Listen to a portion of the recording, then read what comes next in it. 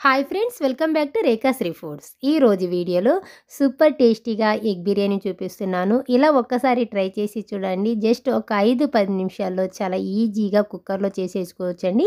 చాలా టేస్టీగా ఉంటుంది. ఇంకా ఈ ప్రాసెస్ ఏంటో చూద్దాము. దీనికోసం ముందుగా స్టవ్ మీద ఒక కుక్కర్లోకి ఒక 3 స్పూన్ల వరకు నూనె, ఒక 2 స్పూన్ల వరకు నెయ్యి వేసుకోవాలి.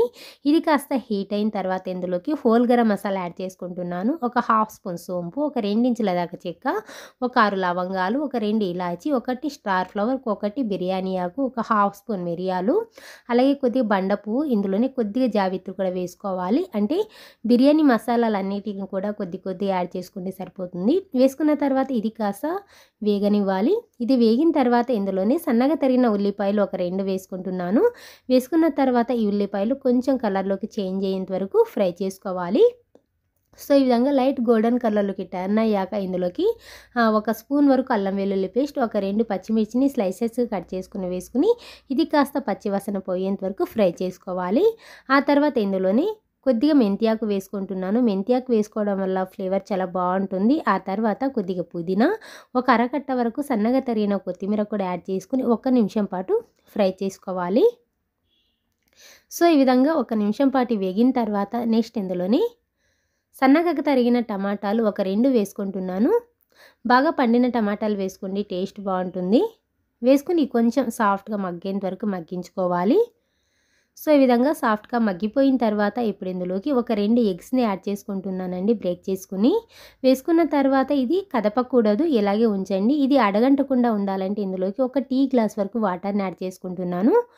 ఇలా యాడ్ చేసుకోవడం వల్ల అడగంటకుండా ఉంటుంది. ఇప్పుడు ఇందులోకి ఉడికించుకున్న ఎగ్స్ని ఈ విధంగా ఒక 2 వేసుకుంటున్నాను. గాడ్స్ పెట్టుకుని వేసుకుని మసాలాలు అనేవి లోపల వరకు ఇంకి టేస్టీగా వస్తాయి. నెక్స్ట్ ఇందులోని ఒక టీ స్పూన్ కారం, ఒక టీ స్పూన్ ధనియాల పొడి, కలర్ కోసం చిటికెడు పసుపు కూడా యాడ్ చేసుకుని ఇంకా కొద్దిగా చప్పగా రాకూడదంటే ఇందులోకి కొద్దిగా సాల్ట్ను కూడా యాడ్ చేసుకుని ఫ్రై చేసుకోవాలి. సో ఈ విధంగా 1 నిమిషం పాటు బాగా ఫ్రై చేసుకోండి. మరి అంటే నిదానంగా తిప్పుకోండి. నెమ్మదిగా ఇలా తిప్పారనుకోండి ఎగ్ అనేది చిదిరిపోకుండా ఉంటుంది. సో ఈ విధంగా ఫ్రై అయిన తర్వాత ఇప్పుడు ఎగ్స్ అన్నిటిని కూడా ఒక బౌల్లో తీసుకొని పక్కన పెట్టేసుకోండి. డైరెక్ట్గా ఇందులోనే రైస్ వేసారనుకోండి ఎగ్ అంతా కూడా చిదిరిపోతుందండి. అందుకని లాస్ట్లో వేసుకోవాలి. సో ఇదంతా కూడా ఒకసారి పక్కన పెట్టేసుకుని ఒకసారి మిక్స్ చేసేసుకోండి. మిక్స్ చేసుకున్న తర్వాత నెక్స్ట్ ఇందులోకి ఒక అరగంట పాటు నానబెట్టుకున్న రైస్ని ఒక 1.5 గ్లాస్ వరకు రైస్ని యాడ్ చేసుకుంటున్నాను. వేసుకున్న తర్వాత అంతా కూడా ఒకసారి బాగా మిక్స్ చేసుకోవాలి. ఇలా మిక్స్ చేసుకున్న తర్వాత ఇప్పుడు ఇందులోకి 1.5 గ్లాస్ రైస్కి ఒక 3 గ్లాసుల వరకు వేడి నీళ్ళు వేసుకుంటున్నాను. వేడి నీళ్ళు వేసుకోవడం వల్ల రైస్ అనేది 10 నిమిషాల్లో అయిపోయేది ఒక 5 నిమిషాల్లో అయిపోతుందండి. త్వరగా అయిపోతుంది, అలాగే టేస్ట్ కూడా బాగుంటుంది. పక్కన ఇంకో స్టవ్ మీద నీళ్ళు పెట్టుకున్నారనుకోండి చాలా త్వరగా 2 కూడా అయిపోతాయి. ఆ తర్వాత ఇందులోనే రుచికి సరిపడా సాల్ట్ వేసుకుని అంతా కూడా ఒకసారి కలుపుకుని ఒకసారి సాల్ట్ చెక్ చేసుకుని అడ్జస్ట్ చేసుకోండి. ఆ తర్వాత ఇలా ఉడకడం స్టార్ట్ అయిన తర్వాత ఫ్రై చేసుకున్న ఎగ్స్ని యాడ్ చేసేసుకుని ఇప్పుడు దీనికి మూత పెట్టేసి ఒక 2 విజిల్స్ వచ్చేంత వరకు ఉడికించుకోవాలి. సో ఈ విధంగా 2 విజిల్స్ వచ్చిన తర్వాత చూపిస్తున్నాను చూడండి ఎంత పర్ఫెక్ట్ అయిపోయిందో.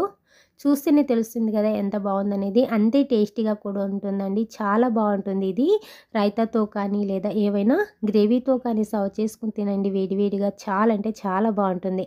ఈ రెసిపీ నచ్చితే మాత్రం లైక్ చేసి అలాగే సబ్స్క్రైబ్ చేసుకోవడం మాత్రం అస్సలు మర్చిపోకండి. Thank you.